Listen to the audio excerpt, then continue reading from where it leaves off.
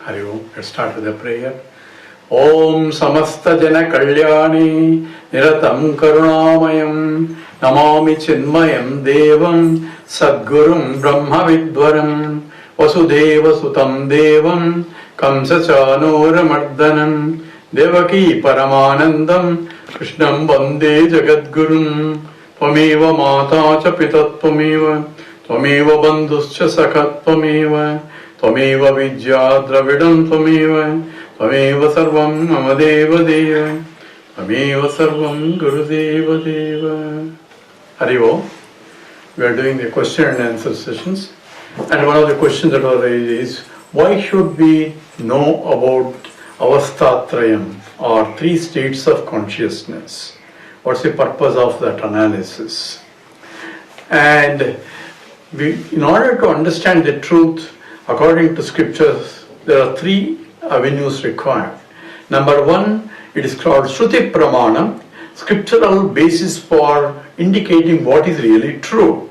And Shruti is what by word of mouth that is passed on.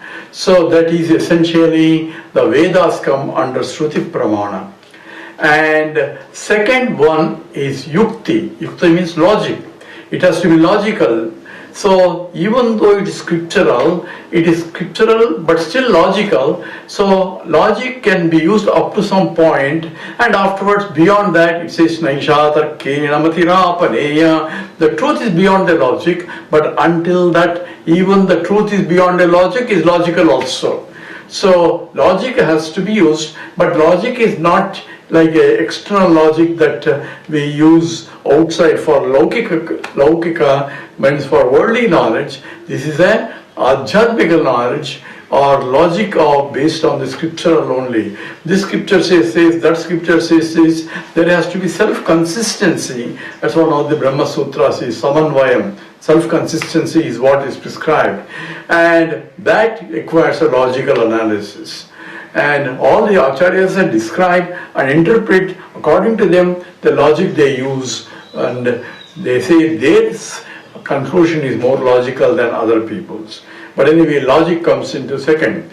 And the third one is called Anubhavam. So Shruti and then the Yukti, then Anubhavam, experience. What experience? It's not I experience some realization. That's not the type of experience. That is your personal. We want an experience that is common to across the board, and that is what is used as Avastatrayam, the three states of consciousness that everyone experiences. And the scripture uses that experience as a basis to prove that there is something beyond all those. The experiencer is different from experience. That is the basis of it. Therefore, what are the three experiences? I am experiencing the waking state during the waking. I am experiencing the dream state during my dream, and experiencing the deep sleep state when I am in the deep sleep state. And these are the three states of experience I go through, and I am in the waking state, then I go to dream state, when I go to sleep, and then I go to deep sleep state, and I may go back and forth, and ultimately again the whole life is consist of these three states. And so what do I learn out of it? Number one, what I learn is called Anvaya Vyatireka. Anvaya means when this is there, that has to be there. When that is not there, the other one should also be there. Then they are interrelated.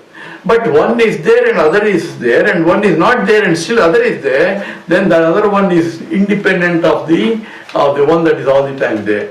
So let's give an example. For example, in waking state I am there, because I know a whole world, that I am waking world. So I am a knower of the waking world. I am the pramata or knower, subject in the waking world, which is an object. So everything comes under object, I am a knower.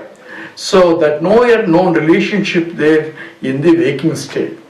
When I go to deep sleep state, as a dreamer I know the whole dream world. There cannot be anything happening in the dream without my knowledge there, because I am the one who is dreaming. So I am the knower or experiencer of the dream state, and the whole world of experience is the dream world.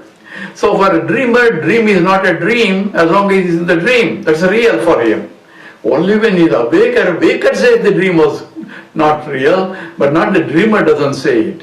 So for him that is real. Unless he goes to sleep in the dream and then dreams a second order dream. And the third experience is a deep sleep state where you say, everyone experiences, I slept very well. What did you do? I don't know. Where were you? I don't know. Then how do you know that you slept well? Oh, I enjoyed it. That's a deep sleep state. So therefore, the deep sleep, I am there, and the deep sleep state there. So, okay, I am there, here, I am there, I am there, and states are changing, but I am the same experiencer. So, when the states are gone, waking state is gone, but still, I am there, waking state is gone. That is Anvayam. But waking state is gone, but still I am there. Vyatireka doesn't work, which means that I am independent of the three states. That's what essentially Upanishad zeroes in the Mandukya Upanishad. I am a waker in the waking state, dreamer in the dream state, deep sleeper in the deep sleep state. I am independent of the three states, and my real nature is what is described in the Mandukya Upanishad as the fourth state, as though Chaturtam Manyante. It's called fourth, it's not really fourth. It is there in all the three states, but different from the three states. Therefore, to differentiate it, it's called fourth state. What is the fourth state? That is a state where I swallow this world, I swallow the waking world, go to dream world, I swallow dream world and the waking world and go to deep sleep state. What is there in the deep sleep state? Nothing.